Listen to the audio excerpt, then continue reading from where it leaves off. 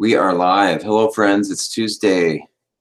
What is it? The 16th today, day 2 of my dairy-free for 30 days. Welcome to the live stream.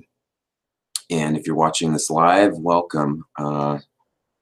I'm using YouTube here, of course, and this is supposed to allow questions and answers and such, but this was a different way of doing this. So I'm looking, here we go. Group chat. We can still make comments and all. So anyway, worst case scenario, if you're having trouble seeing this live, you'll be able to watch the replay. And I'm going to type a note. Please ask your questions. And you can do that in the comment section if you're watching this on replay. And if you do enjoy the content, of course, thumbs up always helps. So as you noticed in the descriptor, this is kind of the official launch of my dairy-free for 30 days. If you saw the event on Facebook, I created that just to give me some incentive to actually really do this, and also to maybe convince some of you to join me. So there's a few, I think, who are. So appreciate the comments from those of you who've been embarking on this. So yesterday, like I said, was day 1. Last week, excuse me, I had what I expected or intended to be a short discussion on dairy, and it turned into a little bit longer, one of my longer Tuesday live streams. And was also coming down and had a respiratory cold, and so that's thankfully on its way out, but some lingering symptoms here. And today, in addition to what I had in the title, I will be talking about some respiratory support for this time of year, because maybe it's just me, though I know it's not, because patients come to me, and I know many of you end up getting sick this time of year as our weather changes drastically. And so it didn't waste any time for my household. And my daughter was sick, a little cold about 2.5, 3 weeks ago. Then my son got it about 2 weeks ago. And then about a week ago was my turn. And ever since that I can remember, I tend to get respiratory infections that go a little deep quick in my lungs. And so I had done a cyclocross race a week ago last weekend, just as I think I was getting this bug. I knew I had something, but I was feeling like I was going to turn the corner. But I went out and did the race, and the weather was nice, but the cold weather, being out on the bike and getting a little worn out, it sinks in. So by the way, I know my mom's not watching this, but I was telling my daughter this morning how whenever I get sick and I happen to be talking to my mom on the phone, she always says the same thing, and it drives me nuts. So here's some disclosure on family things. And I just listen. But as what she says is, she goes, doctors aren't supposed to get sick. She says the same thing every time I get sick. And so if any of you have that opinion, let me just clear the air. I think some of us know doctors, we know nurses, we know healthcare providers, and they're some of the sickest people I know. Anyway, I think that the stress level, not that other jobs don't, but obviously we're in the healthcare field and we're seeing people who are often sick. Honestly, I'm usually getting it from my lovely children, and that's just life. It's called exercising your immune system. We can get sick too often, but it's inevitable that we get sick. We fight it off and we get better. So it's probably, when it comes to my position as a physician, what I do is I treat it probably a little differently than some other people might, and certainly try to avoid antibiotics, for instance. So anyway, Mom, if you're watching this, yes, doctors do get sick, and they are supposed to get sick. And hopefully we turn it around in terms of those high-stress jobs where sometimes healthcare providers are some of the unhealthiest amongst us. amongst us. So those often, especially if you're working nights and night shifts and have long hours, and often it's the system that puts the strain on us. It's not the patient care. So my favorite part of what I do is working with people and seeing patients. And so anyway, so before I talk about respiratory infections, though, I might do that at the end. I don't want to leave everybody hanging because I did throw something out there and probably a little bit for shock value. But today I wanted to start with talking about fruit and the shocking truth of why I don't eat fruit. So hopefully this won't be too shocking for some of you. And if you're a fruit lover, I apologize in advance, but just bear with me. So I actually have some fruit with me today because it's easier to show you why I don't like fruit. So here it goes, full disclosure. Hey, I'm just going to put this out here. And this really started, it's not just with the start of the ketogenic diet. This was actually many years ago when I started to pick up fruit and was shocked and disturbed and very upset to find stickers all over my fruit. This is a shocking travesty that's being unleashed onto the American population and probably across the globe, and that is to apply stickers to fruit.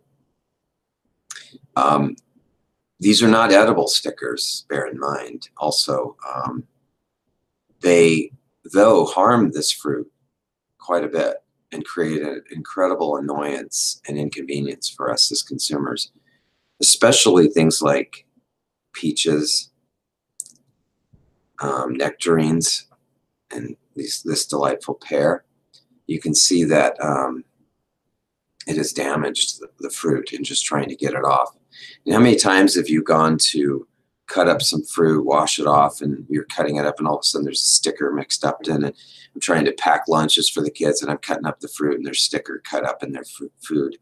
And now I know why they're doing this. There's a barcode, and it's convenience for producers and stores and clerks to be able to scan the fruit. We don't want to have to remember the numbers to punch in. So this is really, we need to start a campaign to stop this, because, I mean, here's this delightful local Honeycrisp apple with a sticker on it. And they're not always easy to get off. Now they've at least got this little bit of tab, but you know, you're pretty much guaranteed to bruise the fruit in the process, and who knows what's in that sticky residue there. So I think I wasted enough time on that. So if you were expecting something more, I apologize. That was meant to be actually kind of humorous, but maybe I'm disclosing too much, but I have these little annoyances that have plagued me my whole life. And this is one of them. Not my whole life, but when they started doing this. So one advantage of going to your local farmer's market or going to a U-Pick farm. Here in Spokane, we have the delightful local farms, as a lot of communities do. And going up and picking is the way to go. Of course, if I have time and can do that. So if you're watching this, food manufacturer, people, please find another way. Seems like now with technology, we could just have it scanned. It scans the fruit and knows what kind of a fruit it is. But these stickers really have to go. So enough said. Oh, so why don't I eat fruit, though? Actually, the truth is I do eat fruit. I just eat a lot less of it. I noticed that I feel a lot better. You know, it's a carbohydrate. So when you're on a low-carb diet, you're not going to want to eat a giant Honeycrisp apple. And honestly, I'd probably get a bellyache just from eating a whole piece of fruit. I love apples. I grew up on apples from my grandparents. We had a couple apple trees over the years, and I have one in my backyard right now. I love pears. I love the fall fruits. I love every season of fruit.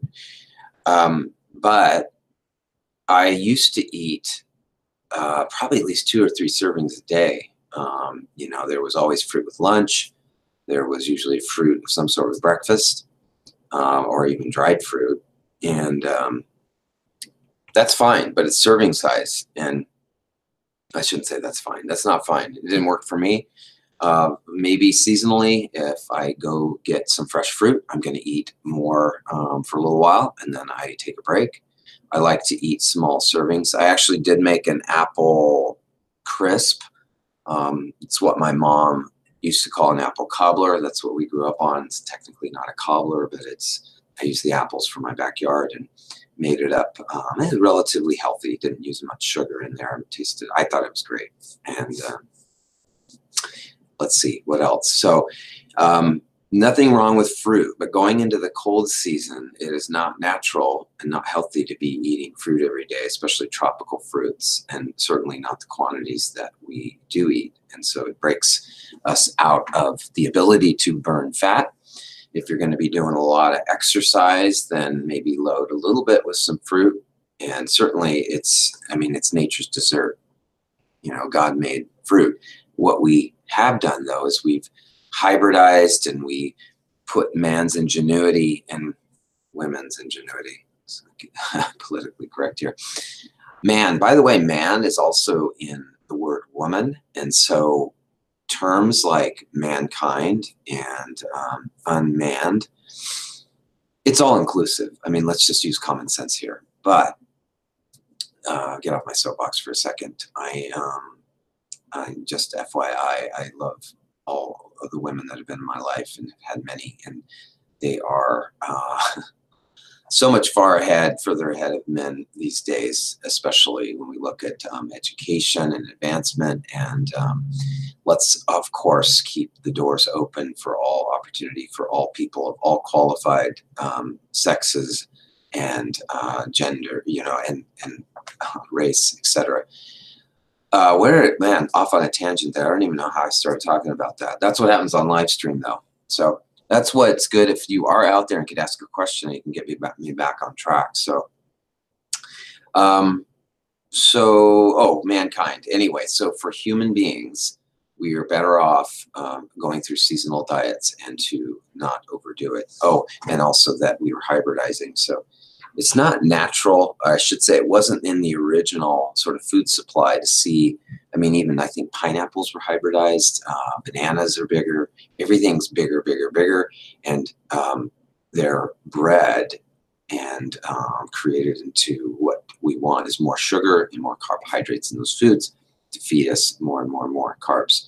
So carbs are food. Fruit is great and such a blessing, but it's all about moderation.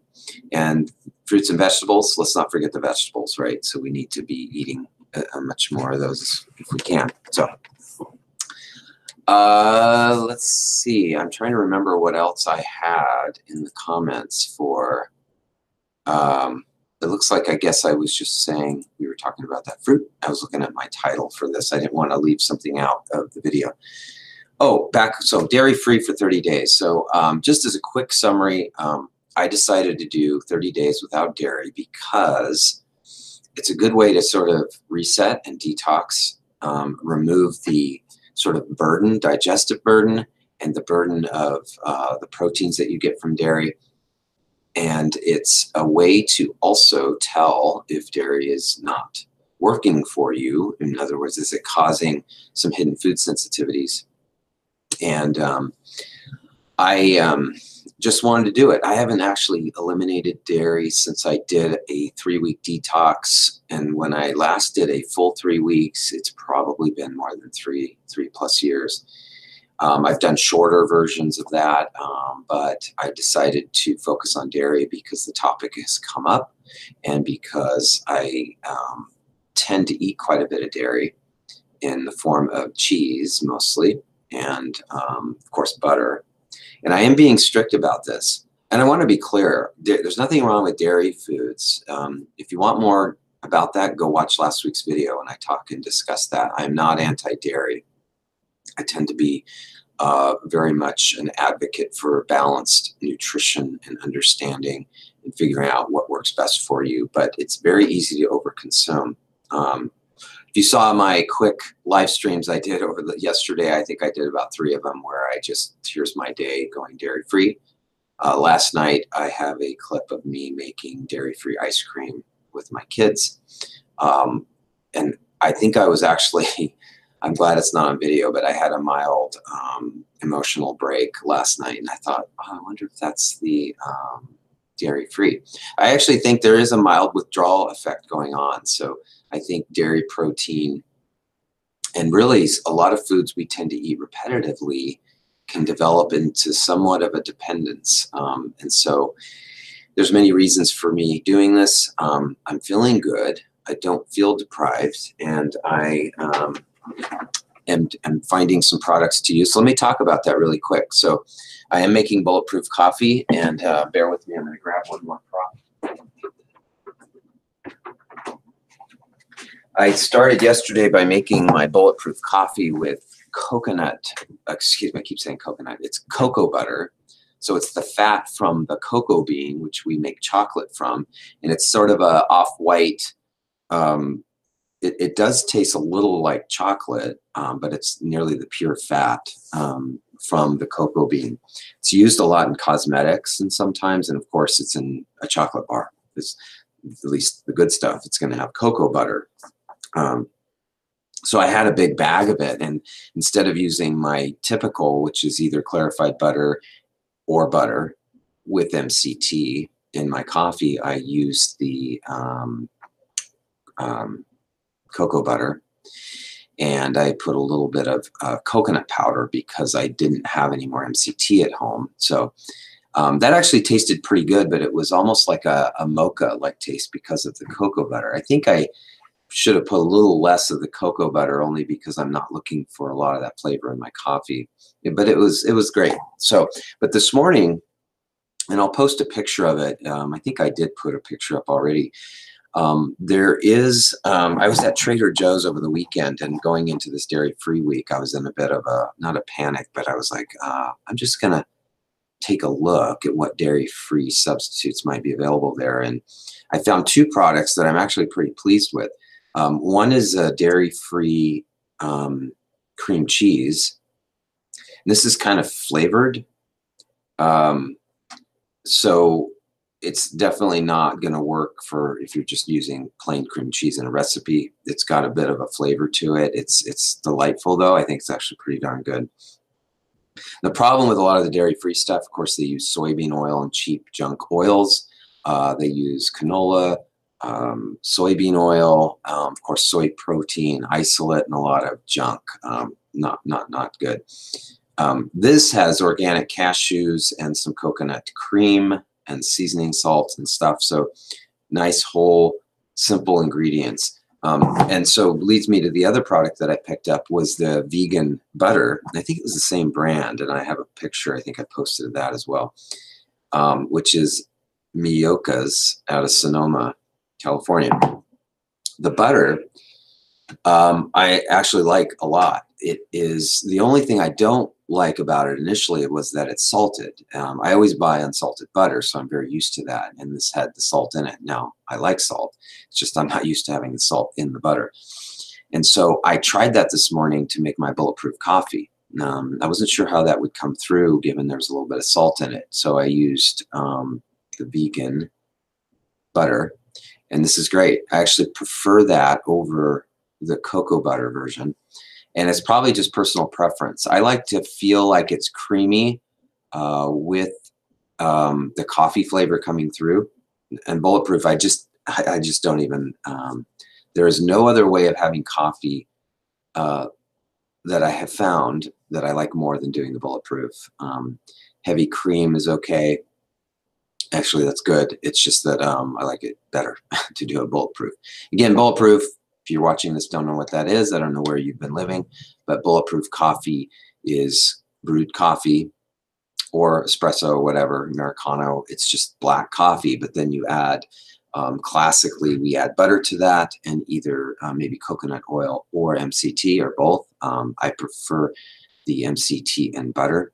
I have no problem with coconut and the flavor of coconut, but there's certain things that I don't like it in, I'm discovering, and that is my milk substitute. So I don't think I would prefer to, I wouldn't want the flavor of coconut oil, for instance, in my coffee. I have done that and it's okay. Coconut cream, that's great. You can get it out of the can. It's really nice and thick. But again, I think I prefer not the coconut flavor in my coffee all the time. What was I going to say about that? Oh, that leads me just to make one mention. If you are on a low carb diet and you want the advantages of coconut oil and to be able to use it, bear in mind that you can get refined coconut oil that does not have any of the coconut flavor, and you're getting that good oil through that. So MCT doesn't taste like coconut either, and so looking for the refined coconut oil and MCT, of course you can use it without the coconut flavor. I like that option too, because I don't always want coconut flavor in everything I'm going to use those good oils in. So yeah, so anyway, I had that vegan butter on my waffle a couple times. I put it in the coffee, and it's really good. I also last night had shredded mozzarella cheese that is dairy-free. This is from Trader Joe's. I think it was Trader Joe's brand, and it's made from, I think there's almond in it and probably some other oils, and it does melt. Now I gave it to my kids and we were just eating it plain shredded. And of course my daughter's like, oh, this is disgusting. And then she kind of, once I kind of talked it through, I said, well, you know, it's not cheese. And so she had a little bit more and it was like, oh, and then they thought it wasn't so bad. So they, of course, are still having cheese. I used it though. I melted it with my sauteed cabbage that I kind of have as my pasta alternative. Olive oil. I had a little marinara sauce too. Sprinkled the vegan cheese on it. Just as a side note, I'm not a big fan also of trying to find all these fake substitutes for foods we're giving up, especially because a lot of them aren't very nutritious and they're ridiculous. They don't taste like the real food. Back in the 90s, I got into going more vegetarian and stuff. And I remember I was doing the tofurkey and the fake, what was that brand? The Ives brand or whatever it was, those hot dogs. My family, they were laughing at me because, you know, we come to the family barbecue and I bring my own hot dogs and they would sit there on the grill and they would not really brown. They would kind of sort of glisten and stuff and they looked like rubber and actually tasted like rubber. Actually, it didn't taste that bad, but a few years later, going into the late 90s, I started to read a lot more about soy foods and discover that it's not the best source of protein. And so anyway, the point is I think the tofurkey is kind of, you know, there's so many other better ways to eat. And again, being strict vegan aside, I think obviously the real deal meat is the way to go. So I also talked about vegan and vegetarianism last week, so I won't talk more about that. So let me conclude with, oh yeah, and look at the time. So real quick on respiratory support. So with this chest cold, I always start some regimen. I'm not going to talk all about that. If you do have an illness and it's specific to you, I do recommend you seek professional help. But of course, common colds and stuff, we should be able to take care of ourselves at home. And so there's some great natural remedies and things you can do at home. But one thing that I have done and have wanted to begin doing again is that I like custom blending of botanicals, botanical extracts, that is. And so these are liquid tinctures and glycerites. They are essentially, we take the best medicinal parts of the plant and we put them in a sort of a water alcohol mix and glycerin. I'll talk about that in a second, but that alcohol water blend will extract the active constituents in the liquid, and then they just filter out the plant and it's preserved and it's stored as medicine. So tinctures have been long used as our medicine. You know, it has a long tradition from Europe and in the West. And so it provides very, very potent and very absorbable access to the qualities of the plants that we're after. So I want to go through just 4 really quick here because they're 4 of my favorites that are great for the immune system and antiviral and lung respiratory tract support. So in no particular order, I'm going to just grab them. Well, let's start with echinacea. So again, echinacea, I'm sure all of us have heard of echinacea.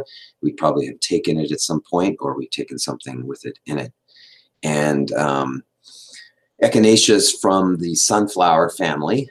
We've probably seen these in gardens, and it's a lovely plant. It comes up, it's a perennial, I believe. In that, or no, is it an annual?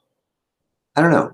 In the Northwest, it gets so cold, it definitely dies during the winter. But they do come back, I think, typically. And it's a beautiful flower. They're cone flowers, another name for it. And there's some more ornamental species, and then there's the more medicinal. Usually purpurea, the purple one, or Augustina, is it? My Latin, this is from purpurea. I think it's Augustina variety is excellent as well. And it is the root. Now, the flower does provide some medicinal qualities too, but the root is the most potent area of the plant to get the polysaccharides, really is where it carries the immune enhancing effects. So that gives you a clue what it does. It's an immune modulator or / stimulator. A modulator just means it helps the immune system do what it's supposed to be doing at any given time. There are some concerns that it's a stimulator, and sometimes we don't want to overstimulate the immune system, but that in practical applications, that's not really been shown to be a problem. But so anyway, supporting the immune system with echinacea, a great herb for that. So the next one, let me talk about, let's talk about ginger, because it's an interesting counterpart to the echinacea conversation. So real quick, ginger root, of course, is we've all tasted what that's very pungent. In traditional Chinese medicine, I believe it's one of the, it's hot and kind of a spicy herb, but it's more of a cooling, especially the fresh, considered more of a cooling pungency, if that's a word. And the dried root, though, is more warming. So some slightly different qualities depending on if you're using the fresh root or the dried. And this is from the root. It's probably from the fresh, but it's extracted into alcohol. And I love ginger. So what's it for? Well, most notably, it's a very good digestive calmative, or it's very calming to kind of a nausea-like feeling into the gut. It helps to kind of balance out and eliminate some of the microbes that we don't want there. It's a very soothing and protective effect to the gut lining. And interesting, anytime you help your gut, the digestive tract, you're helping your immune system, because most of the immune system resides within the digestive tract, and it gets its signals from what's going on there. And so the other thing about ginger is a very strong anti-inflammatory. And so it sort of tempers the symptoms of being sick. So those aches, when we're sick, we feel wretched. It's not always that infection itself, but it's our immune system fighting it. It releases these chemicals from the cells that cause inflammation, and that is aches and pains and swelling and headaches and chills and all that, and fever. Ginger will just help sort of temper that, and it can actually be sort of a pain reducer. It reduces some of the inflammatory mediators, so great add to that.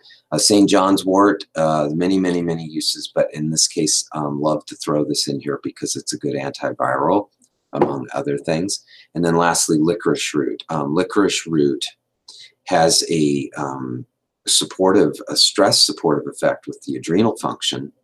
Helps support cortisol. When you're sick, of course, your body's under attack and under stress. Licorice root also soothes and protects and benefits the gut lining, similar to, as I was talking about with the ginger, but licorice also is antiviral too, so another win-win. So I actually combined all four of those into a spray, and I add a little bit of glycerin, because glycerin helps blend tinctures together when you're doing blends. Anyway, if you are in need of something like that, I can definitely make you a recommendation. There's a lot of good formulas available already. I also do some custom mixing as well upon request. So I got to wrap this up because I have something to take care of at 1 o'clock here. And please let me know your questions. And it's great if you love this content. Please subscribe by clicking on the icon there with my face with a biking helmet on.